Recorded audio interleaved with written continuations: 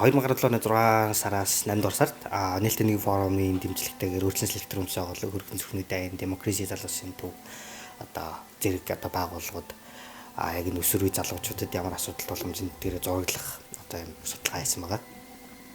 Тэгээд ерөөдөө судалгаанд бол хотын захын хотын төвийн зэрэг маш тэгээд эрэгтэй эмэгтэй зэрэг ерөнхийдөө айлуулах бүлгүүдийн мөн насны бүлгүүдийг бас их тийм жигэд оролцуулахаар ер нь хичээж ажилласан. Тэгээд ерөнхийдөө хотын захад гэлтгүү хотын төвд гэлтгүү ер нь нэг нийтлэг яг өсвөр залуучуудад тулгамдж байгаа нэг асуудал нь юу байна гэхээр ер нь сурагчид маань өсвөр үеийнхэн маань өөрсдөө тулгамдж байгаа асуудлыг бие дааж шийдвэрлэх их тийм хандлагатай байгаа. Жишээ нь альва асуудал үүсгэхэд найзуудтайгаа зөвлөлт эсвэл яг өмнө нь ямар нэг интернетээс ч юм уу авсан мэдээллээр л тэр асуудал шийднөхөөс илүү туршлагатай аав ээж ах эгчтэй багш нэгэн ажилтнууд гэх юм яг тэдгээртэй гэж нөгөө туслах үүрэг хүлээсэн хүмүүстэй хандгаасаа илүүтэйгээр яг найз нөхдөдтэйгээр эсвэл бие дааж альва асуудлыг шийдэх хандлагууд жишээлбэл хүүхдийн донд те дээрлэх ч юм уу дарамт үзүүлэх тийм зүйл гарвал чимээгүй ингээл өөрөө шийдвэрлэх аль эсвэл илүү тийм хурцаар гарч их юм уу те зодолт мэдлэлтэй ч юм уу шийдэх ч юм уу тиймэрхүү байдлаар шийднэгээс яг тухайн асуудлыг илүү мэдээлэлтэйгээр эцэгчүүдийн оролцоотойгоор багш нарын оролцоотойгоор шийдэхийг бол бас тэгж нэг боддгоо тиймэрхүү асуудал байсан. Мөн эцэгчүүд гэсэндээ яг ингээд эцэгчүүд чинь хэр ингээд анхаарал хандуулж байна те багш нар чинь хэр их анхаарал хандуулж байна тэгэхээр ер нь шалгалжуулга ортохоор л анхаарал хандуулж асуудаг эсвэл тэмцээн уралдаанд орохоор бэлтгэн л те ингээд эцэг их нь яаж ингэж нь орж ийн гэж асуудаг өгөхөөс ингээд өдөр тутамд нь өнөөдрийн хичээл дээр чинь юу болсон ямар асуудал болох чинь гэж бэлтгэв их ярилцдаг бай гэсэн тийм бол үр дүнуудыг бол нэлээд гарч ирсэн. Урагч нар бол нэн тэргүүнд бол тэр хүмүүстэй харилцаасаа илүү. Тэгээд нэн тэргүүнд найз нартайгаа харилцааг бодож байна. Тэгэхээр энэ яагаад энэ хандлага гарч байгаа гэдэг бас магадгүй дараагийн хэлчин эцэгчүүдтэй хийсэн судалгаанаас ч юм уу үдчих илүү өрөвдөн болох. Тэгэхээр явж хэлсэн тэр харилцаан дээр бол ямар нэг асуудал байна. Яагаад харилцахгүй байна вэ гэдэг бол олж илүү шаардлагатай.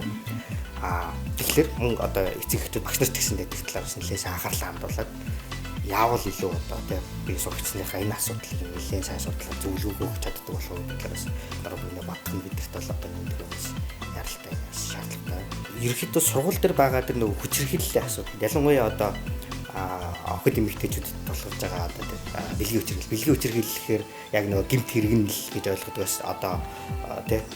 дарамт эсвэл гэдэг чинь тэгээ зөв бүс үгэлгээр харьцах эсвэл зөв бүс газар нь хөрөх ч юм уу иймэрхүү асуудлуудыг хүчирхийлэл гэж бас тийм мэдээлэлтэй сурагч нараас зөвхөн зүгээр тоглож гин наригж гин эсвэл зүгээр өдөж гин гэдэг байдлаар гэдэг чинь ингээд ханддаг. Тэгээд тэрийг нь болохоор аль хэдийн сурагч зам тэрийг хүчирхийлэл аль эсвэл тэгээд тэр нь ингээд дамжихаараа асуудал болдог. Тэгээд охид эмэгтэйчүүдэд тэрний сэтгэл зүйн дарамт болдог гэдэг талаас гүцэд мэдээлэл байхгүйгээс болоод зүгээр л тоглож гин гэдэг байдлаараа л тийм асуудлуудад нэлээд ханддаг.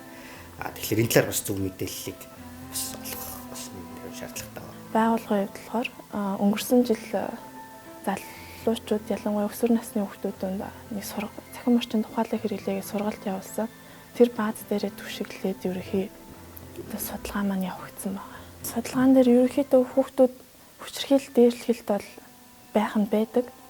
Гэтэ бүр тийм ноцтойгоор хүн дээр хүлээж авахар зүйлээс тэгж дотроо тэгж ухамсарлаж ойлгох нь бас тийм их биш хандлага нь тэгээ жоохон тиймэрхүү хандлага бол ажиглагдчихсэн. Тэгээд бусдын ялгаатай байдлыг ойлгож хүлээн зөвшөөрдгүйгээсээ үүдэн бас дээрлэхэл бий болдог. Үүн дээр жишээлбэл тэрэгцэртэй хүүхдүүд, хөгжлийн бэрхшээлтэй хүүхдүүд бас үүнд өртдөг гэсэн тохиолдлууд байсан.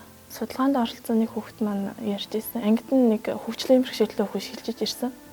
Тэгээд тэр хүүхэд шинээр шилжиж ирээд ангийнхаа нэг хүүхэд байнга дээрлэгдэг.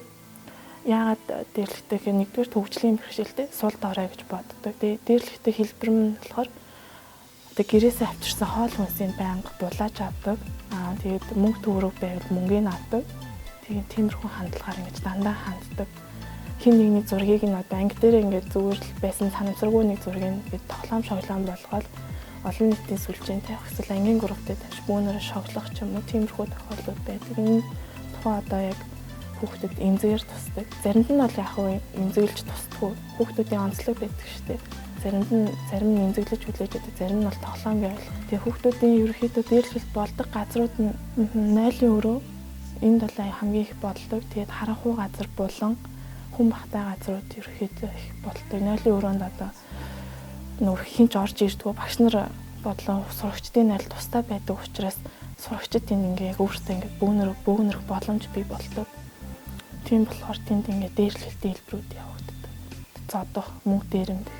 Манай демократик залуучдын төв болохоор залуучдын дунд хүний эрх харчил, гендрийн шударгасны төлөөх соёлыг төлөвшүүлэх, соёлыг түгээхэд одоо чиглэдэг төрийн бас байгууллага байгаа. Тэгээд бид нар үндсэн зорилгынхаа хүрээнд нээлттэй нэгэн формын санхүүгийн болон арга зүйн дэмжлэгээр залуучдын дунд хүчирхийллийн асуудлыг илрүүлэх гэдэг судалгаа хийсэн. Судалгаанд бол яг одоо Улаанбаатар хотын хүүхдүүд оролцсон байгаа. Харин бол дүүргүүдийн хувьд бол 5-6 дүүргийг хамарсан. Тэгээд гэр хороолд амьдардаг, орон сууцнд амьдардаг гэдэг тийм нэг холимог бүлгийн хүүхдүүд судалгаанд оролцсон.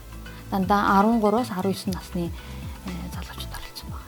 Тэгээд энэ судалгааны хүрээнд болохоор нийт 5 удаагийн одоо фокус бүлгийн ярилцлага хийгээд бас тэр залуучдаасаа бас яг анкетын судалгаа аваад одоо энэ судалгааг явуулсан байна. Тэгээд ер нь яг залуучдын судалгаагаар зорьсон юм бол залуучдын дунд хүчирхийлэл яг хэр байдгийг, хаана, хизээ ямар тохиолдол болоод байгаа.